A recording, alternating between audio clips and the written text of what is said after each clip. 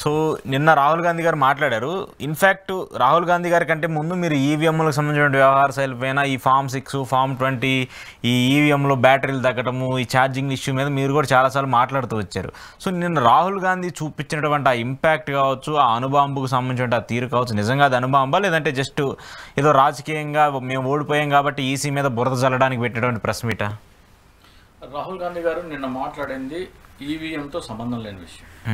కానీ ఎన్నికలలో మోసాలు ఎలా చేస్తుంది బీజేపీ, దొంగదారిని ఎలా గెలుస్తుంది అని చెప్పడంలో అదొక ప్రక్రియ. అంటే 2-3 స్టేజ్ల్లో భారతీయ జనతా పార్టీ ప్రజా తీర్పుని దొంగిలిస్తుంది, అందులో అనుమానమే లేదు. ఇప్పుడు నిన్న ఓటర్ లిస్టులో ఫేక్ ఓటర్లు గురించి రాహుల్ గాంధీ గారు చెప్తున్నారు. మన భారతదేశ ప్రధానమంత్రి ఎన్నికల అఫిడవిట్లో ఫేక్ డిగ్రీలు పెట్టిన తర్వాత, ఎన్నికల అఫిడవిట్లోనే ఫేక్ డిగ్రీలు పెట్టిన వ్యక్తి ప్రధానమంత్రిగా ఉన్నప్పుడు ఓటర్ లిస్టు ఫేక్ చేయడం పెద్ద విషయం కాదు. ఇది మనం గ్రహించాలి. ఇక్కడ రాహుల్ గాంధీ గారు 3-4 స్టేజ్ల్లో ఓటర్ లిస్టులో అవకతవకల గురించి మాట్లాడారు. సో ప్రజలు ఇక్కడ రాహుల్ గాంధీ గారు ఈవీఎంల గురించి మాట్లాడలేదు, ఓటర్ లిస్టులో ఎలాంటి అవకతవకలు చేసి ఓట్ల ప్రజా తీర్పును ఎలా దొంగిలించారో చెప్పారు.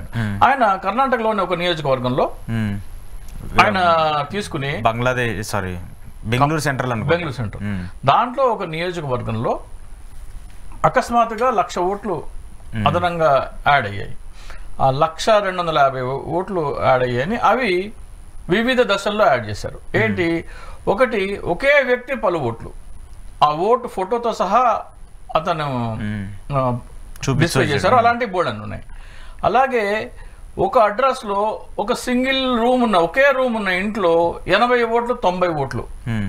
అలాగే ఒక కంపెనీ, ఒక బ్రివరేజ్ కంపెనీలో 80 ఓట్లు 90 ఓట్లు. అక్కడ అటువంటి వీళ్ళు ఎవరన్నా అంటే అక్కడ అలాంటి వాళ్ళు ఎవరు లేరంటున్నారు. ఎవరి దగ్గరికైనా వెళ్ళి వీళ్ళు ఉన్నారా అంటే దాడి చేస్తున్నారు. ఇవన్నీ అంటే మళ్ళీ అడ్రస్ 0 అడ్రస్తో కొన్ని ఇవన్నీ కలిపితే 1,00,000 ఓట్ల దాకా కనపడి ఆ మొత్తం ఓటర్ల సంఖ్య 6.5 లక్షలు. 6.5 లక్షల్లో 1,00,000 ఫేక్ ఓట్లు అంటే ఇంకా మీరు అర్థం చేసుకోండి. సో ఇవి మేము ఈ సరళిని మధ్యప్రదేశ్ 2018లో వాళ్ళు గెలిచారు. 2023 మధ్యప్రదేశ్ ఎన్నికలు, ఉత్తరాఖండ్ ఎన్నికలు, ఉత్తరప్రదేశ్ ఎన్నికలు ఇవన్నీ ఆయన చెప్తూ వచ్చారు. హర్యానా, మహారాష్ట్రలో మాకు దొరికాయి, ఆధారాలు దొరికాయి. సో దానిని మేము క్షుణ్ణంగా పరిశీలిస్తే మాకు ఇవి దొరికాయి అని చెప్పారు. ఇక్కడ విషయం ఏంటంటే ఎన్నికల కమిషన్ మెషిన్ రీడబుల్ ఫార్మాట్లో ఇవ్వమంటే ఇవ్వట్లేదు. మెషిన్ రీడబుల్ ఫార్మాట్లో అంటే వీళ్ళు చేసిన మొత్తం ఎక్సర్సైజ్, ఒక్క నియోజకవర్గానికి, ఒక అసెంబ్లీ నియోజకవర్గానికి చేసిన మొత్తం ఎక్సర్సైజ్ 6 నెలలు పట్టింది వీళ్ళు చేసింది. మెషిన్ రీడబుల్ ఫార్మాట్లో ఇస్తే అది నిమిషంలో అయిపోతుంది. ఓకే. సో ఎన్నికల కమిషన్ ఏదో దాస్తుంది అనే దానికి ఇది ఎగ్జాంపుల్. ఈవీఎంలో కూడా ఎన్నికల కమిషన్ నిస్సందేహంగా ప్రజాస్వామ్యాన్ని కూనీ చేసి భారతీయ జనతా పార్టీకి పట్టం కట్టిబట్టడంలో కో-కాన్స్పిరేటర్, దాంట్లో డౌట్ లేదు. ఈ మాట నేను ఎప్పటి నుంచో చెప్తున్నాను. మన ఛానల్లోనే నాకు తెలిసి ఏడాది క్రితమే ఎన్నికల కమిషనర్ దేశద్రోహానికి పాల్పడ్డారు, ఆయన మీద దేశద్రోహం కేసు పెట్టాలని ఏడాది క్రితం చెప్పాను. అది ఈవీఎంల విషయం, ఇంకా టోటల్ డిఫరెంట్. చాలా మంది ఏమనుకుంటారంటే రాహుల్ గాంధీ గారు ఈవీఎంల మీద మాట్లాడారనుకుంటున్నారు. ఈవీఎంల మీద కాదు, దొంగ ఓట్ల మీద. దొంగ ఓట్ల మీద వేసిన తర్వాత ఈ దొంగ ఓటర్లు నిజంగా పోలీస్ స్టేషన్కి వచ్చారా?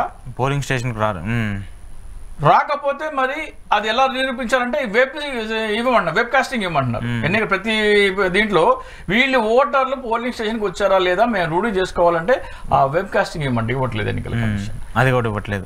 నంబర్ 1. నంబర్ 2, సాయంత్రం 5 గంటల నుంచి అకస్మాత్తుగా ఓటింగ్ సరళి బాగా పెరుగుతుంది, తగ్గాలి కానీ పెరుగుతుంది. సో స్పీడ్ గా పెరుగుతుంది, 10-12% పెరిగిపోతుంది. సో అదెందుకు జరుగుతుంది?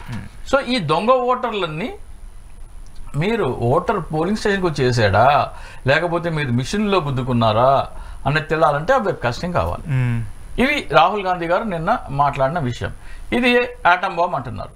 హైడ్రోజన్ బాంబ్ ఉంది. హైడ్రోజన్ బాంబ్ అంటే ఆటం బాంబ్ కంటే ఇంకా శక్తివంతమైంది.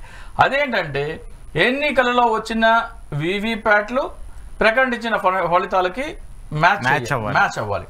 అది రాహుల్ గాంధీ గారు దాని గురించి ఒక్క ముక్క కూడా మాట్లాడకపోవడం బాధాకరం. బహుశా మరి ఇంకోసారి ఏమన్నా మాట్లాడతారు.